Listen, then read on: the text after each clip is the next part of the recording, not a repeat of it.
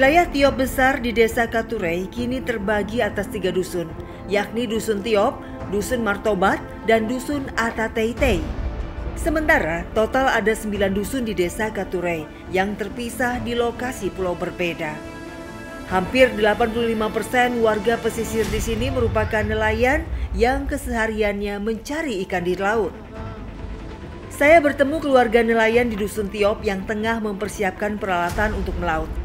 Bu Teresia dan ibunya yang sudah paruh baya masih aktif pergi mencari ikan dalam keseharian mereka.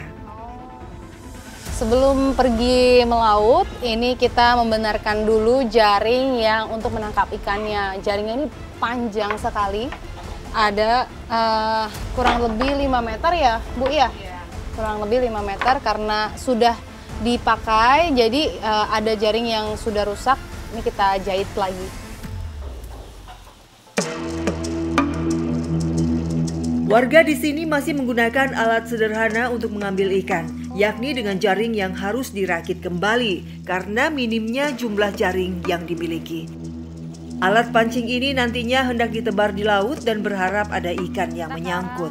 Pompong ya, situ ya Bu.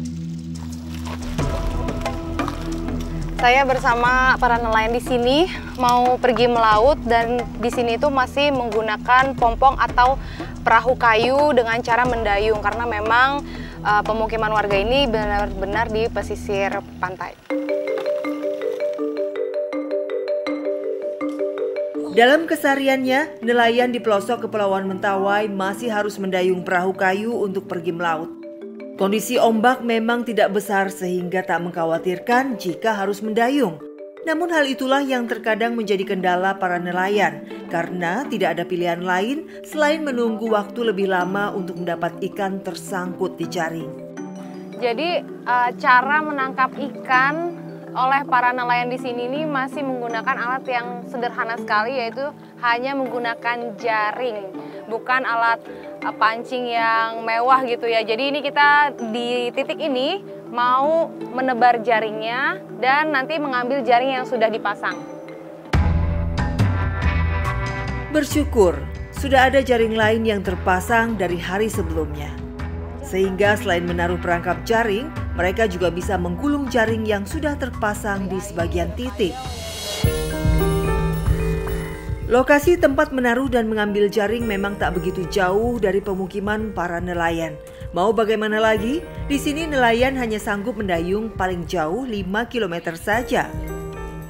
Sudah hampir 3 jam kami berada di tengah laut, namun belum ada juga hasil tangkapan ikan yang lumayan. Sudah 2 jaring yang kita tarik, tapi hasilnya ini baru dapat 3 ikan, itu pun yang kecil. Jadi seperti inilah kondisinya para nelayan di sini kalau mencari ikan dengan hasil yang nggak menentu. Teresia menjadi satu dari banyaknya ibu-ibu yang berprofesi sebagai nelayan di Dusun Tiop. Inilah satu-satunya mata pencarian untuk menghidupi keluarganya. Namun, faktor alam memang menjadi hal yang paling menentukan. Hari yang semakin sore membuat kami harus kembali ke daratan dengan membawa hasil tangkapan seadanya. Ternyata kami kurang beruntung hari ini, sebab hasil ikan yang didapat hanya cukup untuk konsumsi saja. Jumlahnya terlalu sedikit dan tak bisa dijual. Pak Petrus, kalau dapat hasilnya hanya segini, itu biasanya diapakan? Oh, kalau melihat ikannya sebanyak ini, itu kalau dijual tidak mencukupi. Bagus dimakan dengan keluarga daripada dijual daripada kebakaran. Kalau kita jual di seberut ikan dalam 1 kilo, apalah artinya? Beli minyak sekarang mahal, pulang kosong juga. Jadi percuma. Pemerintah tidak ada juga perhatian sama sekali. Karena selama ini hanya masyarakat banting tulang gimana caranya dapat penghasilan dalam sehari. Tapi kalau diharapkan bantuan dari pemerintahan tidak ada. Ya, karena sudah banyak kekecewaan kita sebenarnya. Ya, dibikin surat proposal segala macam tidak ada. Sejak terbentuknya kelompok nelayan di Dusun Tiop, belum ada bantuan yang diterima sama sekali. Padahal jika dilihat, pompong atau perahu kayu yang digunakan sudah sangat tua. Alat pancing yang dimiliki nelayan pun terbatas. Jika terdapat perahu kayu yang memiliki mesin, nelayan berpikir 2 kali untuk menjual ikan ke Muara Siberut atau melaut ke lokasi yang lebih jauh. Bahan bakar minyak hanya bisa didapat dari desa Muara Siberut dengan harga yang cukup tinggi, mencapai Rp11.000 per liter, sementara hasil tangkapan tidak seberapa. Sungguh keadaan yang jauh dari kata sejahtera bagi kehidupan nelayan di sini. Laut tenang sepenuhnya tak dapat dimaksimalkan karena alat nelayan yang terbatas. Kondisi serba kesulitan membuat Teresia dan keluarganya tetap bersyukur masih bisa makan hari ini.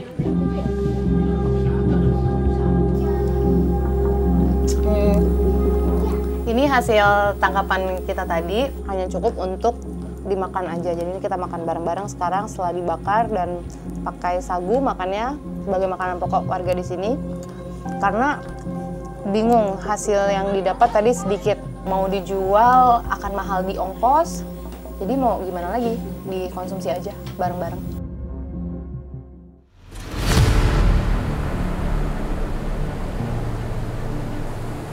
Muara Sitabu mempertemukan 2 aliran sungai yang berbeda, Sungai Batang Sitabu dan Sungai Batang Kenaikan.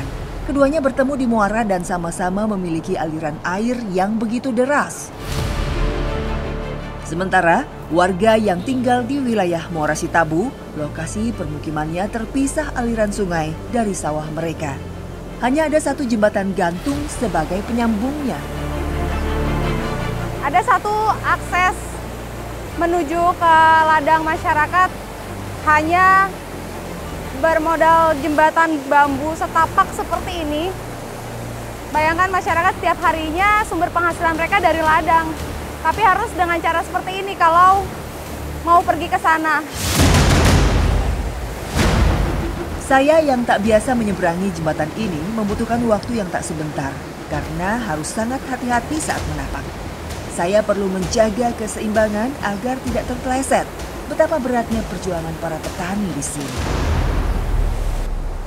Ya, akhirnya saya sampai juga, berhasil menyeberang. Tadi tuh di tengah rasanya deg-degan banget karena di bawah arus sungainya sangat deras. Kesulitan para petani bukan hanya saat melewati jembatan untuk tiba di sawah. Mengejutkan, inilah kondisi sawah mereka yang rata-rata sudah rusak. Air Sungai Batang Kenaikan rupanya tak jarang membanjiri permukaan. Apalagi saat intensitas hujan sedang tinggi seperti sekarang. Bukan hanya air, bahkan terlihat jelas sawah di area tepian sungai sudah tertutup oleh pasir yang meluap. Kondisi seperti ini bukanlah yang pertama kali. Padahal 50% warga Sitabu menggantungkan hidup mereka dari bertani padi. Pak Miftah, ini berapa luas sawah yang terdampak dari luapan sungai, bahkan pasir sungai, Pak? Ya, jadi setelah kita hitung semua luasan yang terkena dampak dari banjir itu yang tertimbun pasir ada sekitar 0,5 hektar, Mbak. Okay. Jadi ini dalam 1 tahun ini terjadi yang kedua kalinya. Kalau udah kondisinya begini, udah nggak bisa digarap? Udah nggak bisa digarap sama sekali. Sawah ini bisa dikatakan sumber penghasilan masyarakat juga? Iya, betul. Oh, gitu. Ini merupakan salah satu sumber, sekitar 50% masyarakat Jorong Sitabu bergantung dari sumber pendapatan sawah ini, Mbak. Ya, kita berharap betul, terutama kepada pemerintah daerah kita, Kabupaten Pasaman Barat, untuk memperhatikan areal persawahan yang ada di daerah kita, terutama yang ada di pinggiran sungai karena banyak terdampak banjir tertimbun oleh pasir. Dalam kondisi normal, petani padi di Jorong Sitabu bisa menuai 4 kali panen selama setahun. Namun, jika keadaannya seperti ini, 1 kali panen saja sudah amat bersyukur. Sawah yang rusak akibat meluapnya air dan pasir sungai memerlukan waktu perbaikan sekitar 6 bulan saat kemarau, baru bisa digarap kembali. Saat ini, para petani di Jorong Sitabu mau tak mau menelan kondisi banjir yang membuat sawah mereka rusak. Hanya pengharapan akan solusi berarti yang dinanti selama ini.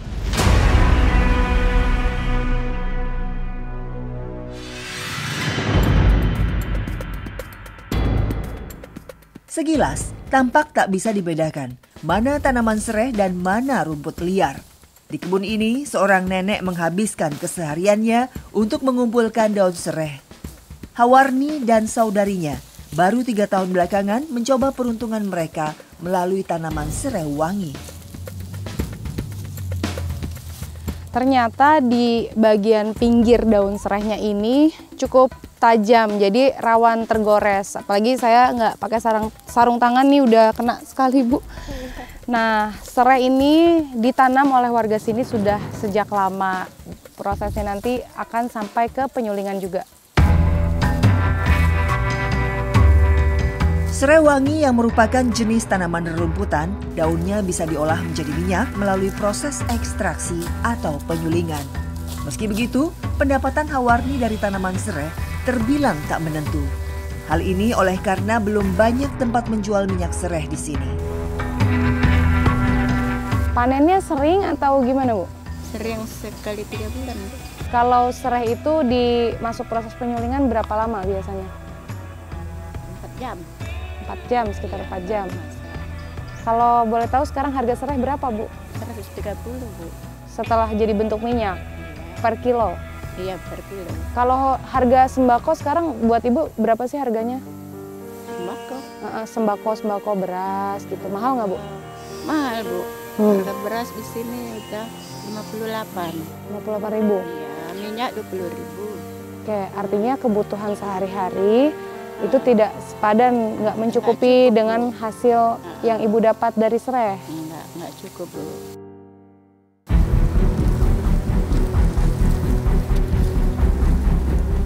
Pendapatan tak sepadan dengan biaya kebutuhan pokok. Ya, harga sembako di sini termasuk mahal karena akses mereka yang jauh dari pusat kecamatan. Bagaimanapun, wanita Parubaya ini enggan menyerah. Ia tetap gigih bekerja dengan balutan penuh harapan. Hari ini akan menghasilkan. Nah, ini proses akhir penyulingan sudah jadi minyak serai. Harum pekat, lebih wangi daripada minyak ini ya Bu, nilam ya Bu. Oke, dan setelah jadi kayak gini, kalau satu full drum itu nggak sampai setengah kilo ya Bu ya, hasilnya ya Bu? Nggak sampai setengah kilo. Minyak serai yang sudah berhasil dikumpulkan hari ini bertepatan dengan hari berkeliling seorang tengkulak. Hawarni sangat hafal akan jadwal sang pengepul menjemput bola. Bang Ucok sebagai tengkulak langsung mendatangi rumah Hawarni untuk menimbang minyak serai yang ia peroleh. Hari ini Hawarni mendapat 4,5 ons yang setara Rp45.000.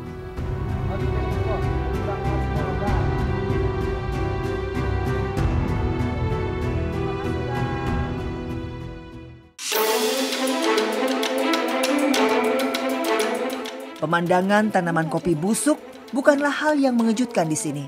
Rupanya dari dulu tanaman kopi sulit tumbuh di kontur tanah wilayah Sitabu. Sayang banget di sini tanaman kopi itu tidak terurus. Ini contohnya nih, banyak daun kering, bahkan buah yang sudah busuk. Tapi masyarakat di sini memanfaatkan daun kopi yang kiranya sudah tua untuk dijadikan obat-obatan herbal. Entah kenapa dari dulu tanaman kopi di sini selalu aja nggak tumbuh ya Bu ya. Iya. Susah tumbuh. Yang daerah-daerah apa. Jadi karena bukan penghasilan utama masyarakat juga ya Bu ya, tapi dimanfaatkan untuk hal yang lain. Tak piawai dalam bertani kopi, warga Sitabu justru memiliki resep turun-temurun yang berasal dari daun kopi kering.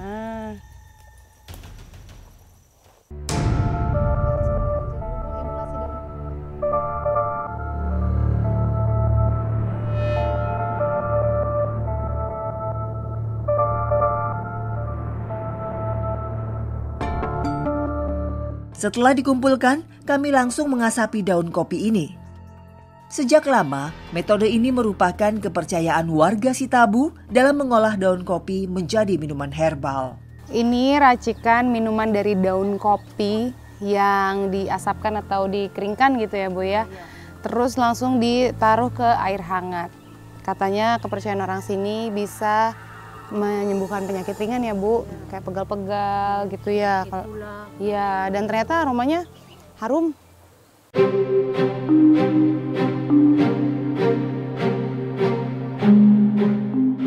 Tak butuh waktu lama, setelah dimasak, kami langsung menyeduh minuman kesehatan ala Jorong Sitabu ini. Terima kasih Bu. Warnanya memang seperti warna teh ya Bu ya, seperti teh, tapi rasanya tuh memang karena dari dedaunan, jadi agak sepat. Ini kita nggak dipakaikan gula, nggak sama sekali apapun, hanya direbus pakai air saja. Dan ini masih hangat banget. Enak sih ya Bu, di tenggorokan tuh hangat.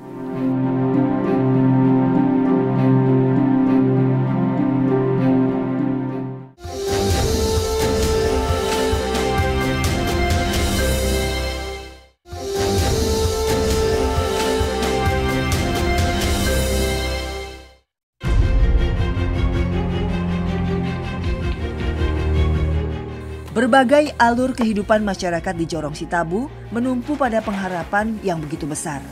Mereka terbentur akan sumber penghidupan yang tak bisa dioptimalkan. Lokasi Jorong yang menjadi ujung batas Provinsi Sumbar justru membuat mereka jauh dari pusat perekonomian dan memiliki kehidupan yang lebih sulit dibanding wilayah lainnya. Khusus yang Sitobu adalah daerah perbatasan kita dengan Sumatera Utara, dengan Madinah. Kita juga hari ini sudah membuat perencanaan DID-nya akan menggabungkan dua provinsi ini melalui Sitobu. Dan ini DID kita sudah juga ada pembicaraan dengan Kabupaten Mandiling Natal untuk bisa membuka akses jalan dari Sitobu ke Simpang 4. Untuk kendala masyarakat hari ini, akses jalan kita sebetulnya sudah rabat beton untuk ke sana. Cuman kondisi rabat beton ini karena daerahnya daerah hutan yang masih perawan, tentunya jalan ini akan licin, terus dilalui untuk sepeda motor dan roda 2.